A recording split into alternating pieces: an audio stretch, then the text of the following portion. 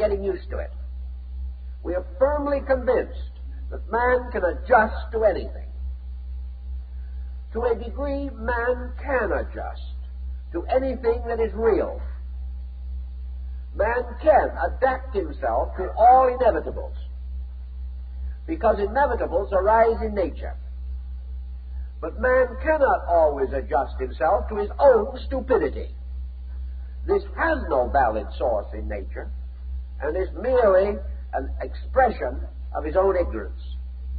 An individual who adjusts himself to ignorance will remain ignorant. To adjust ourselves to wrong leaves us where we were, producing no result that is of any tangible value to anyone. In then thinking about these problems, we turn and seek resources with which to meet them, to try to understand what constitutes a constructive, active, positive, idealistic pattern for life. How are we going to maintain it against so many difficulties? Well, one of the things we have to begin to estimate is the nature of difficulty. Most of the difficulties that we are in are directly due to the person we are. Man makes his own difficulties. He doesn't realize this, and to a degree he appears to be able to escape the implication. He can sit down and prove almost to the satisfaction of anyone's logic that he is not the cause of his troubles, that his neighbors are the cause, that his world is the cause, that high taxes are the cause. But actually, the individual is responsible for his own total degree of integration. Actually, taxes are not the cause of his worries or his fears. World conditions are not the causes. The real cause is in the bridge of his own mind. The cause of his trouble is his own attitude toward these problems. If he hates them, he is in trouble. Now, he may say that the thing he hates deserves hate. It may, theoretically, but he cannot afford to hate. It is too dangerous.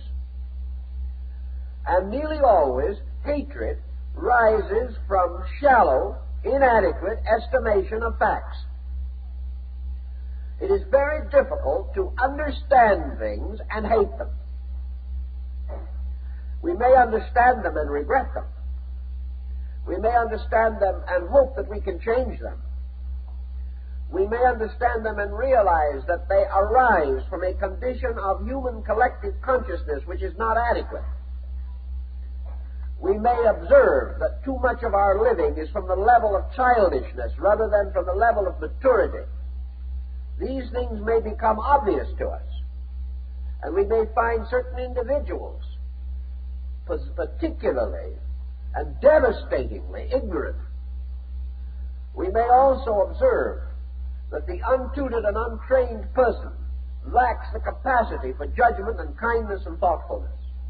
But out of the entire thoughtfulness which we have used comes no longer an attitude of hate, but almost a sense of compassion, a great sympathy, a constructive sorrow for the misfortune of another person whose limitations make it impossible for him to see more correctly than he does. We gain from this a desire to help rather than a desire to condemn. And the moment the instinct to criticize is transmuted into the instinct to help, we are beginning to move onto a positive foundation. Anything that deserves criticism needs help. As long as we approach it on the level of criticism, we will not help. Some people, of course, insist that criticism is a help. But unless it is an essentially constructive approach, unless this criticism is backed by a tremendous depth of understanding and a practical solution to the problem. It merely compounds the dilemma. And to criticize things for which we have no solution cannot be regarded as a good vocational activity. Thus, in the understanding which we develop, our tremendous hatreds and our intensities gradually disappear. And in their places, we have a thoughtful, perhaps sadness, but most of all, a deep realization that behind and through things that appear to be wrong are motions which are essentially right and which will come to their own in due time.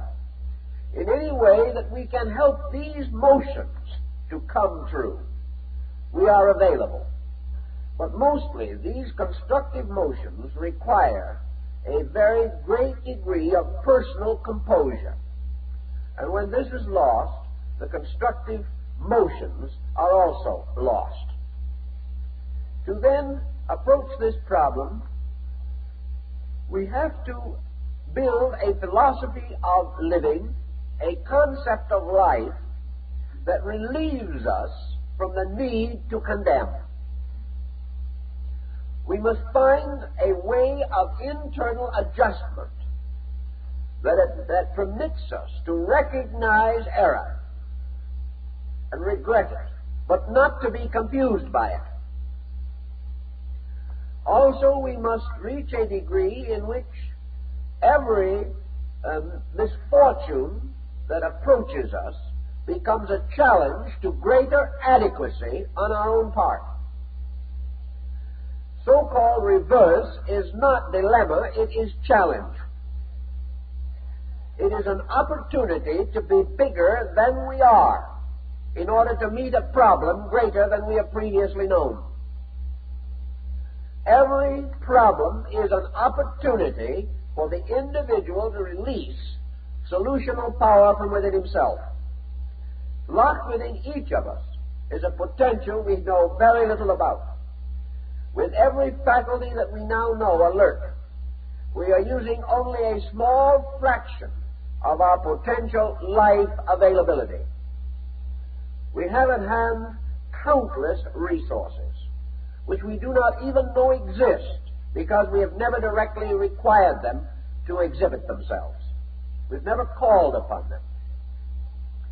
If then, instead of blocking the mind with negations, we permit a challenge to release its own solution from ourselves, we shall observe that we have much greater solutional power than we have ever known. Once, however, we have admitted a kind of defeatism, the moment we have set ourselves in a crystallized pattern of negation, we lock our lives from the solutional energies within ourselves. Once we have closed our minds to good, or to optimism, or to adjustments, once we have admitted defeat, once we have become cynical and critical, we are no longer concerned with doing anything well. The only thing we are concerned with is how badly someone else is doing it. We have no sense of being able to step into the situation and solve it. We have perhaps no incentive to. If we happen to dislike the individual in trouble, we hope his trouble gets worse. And when everyone's troubles get worse, the whole world becomes more confused, and our probabilities of happiness are further diminished. If then we are confronted, as each of us is today, with a problem almost involving our own sanity, it is very important that we recognize the possibility of further solutional resource within ourselves. We have to realize that man is equipped to meet any natural emergency. He is able to solve the problem of his own survival if he will cooperate with the patterns of energy and consciousness which exist in his own life. It is only when he refuses to cooperate or fails to do so that the problems continue to grow and the solutions to become less and less obvious. When we speak then of a positive or active attitude toward life, we do not mean the Pollyanna concept of looking at something that is no good and proclaiming it as beautiful. Such is not the attitude at all. The attitude is one of accepting growth as natural, reasonable, and proper, and also recognizing that the principal instrument of growth is challenge. The individual can never become better unless he needs to become better. And whenever a problem is bigger than we are, it reveals the need within ourselves to increase or enlarge our own resources. A problem, then, is not a dilemma or a disaster until we fail to meet it. And our own poor adjustment to it then sets in motion consequences which we term afflictions. A problem is not an affliction until we have misunderstood it, resented it, rejected it, denied it, or perverted the energies involved in it. Now, we can say that this is hard to accept because everything in life is constantly presenting us with loss, with disturbance, with perhaps irritation, crisis, responsibility, and worry.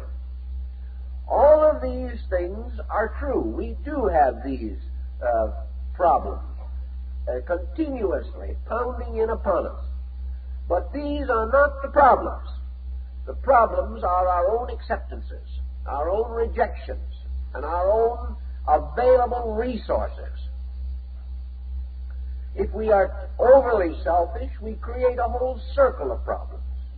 If we are vain, we create a circle of problems. If we are egotistic, another circle of problems. If we are jealous, we get into further trouble. It is our own attitude, primarily, which results in a challenge becoming a tragedy. It is only a tragedy when we have misunderstood or confused it or rejected the lesson which it contains for ourselves. To say this means nothing except perhaps to stimulate a little thinking along these lines. Behind the saying of it, there has to be a total philosophy to sustain it. And that is why philosophy is important. It is a way in which we convince ourselves of our own needs. It is a way in which we rationally sell the truth to ourselves. It is not a substitute for conduct, but it can be a tremendous incentive to conduct. And it also can give us the courage to make decisions that are more wise, more practical, more useful to all concerned.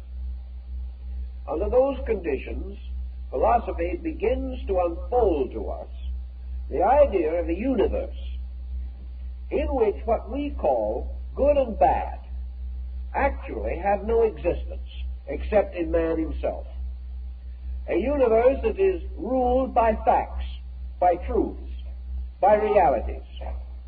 Everything is as it is. And if man will accept everything as it is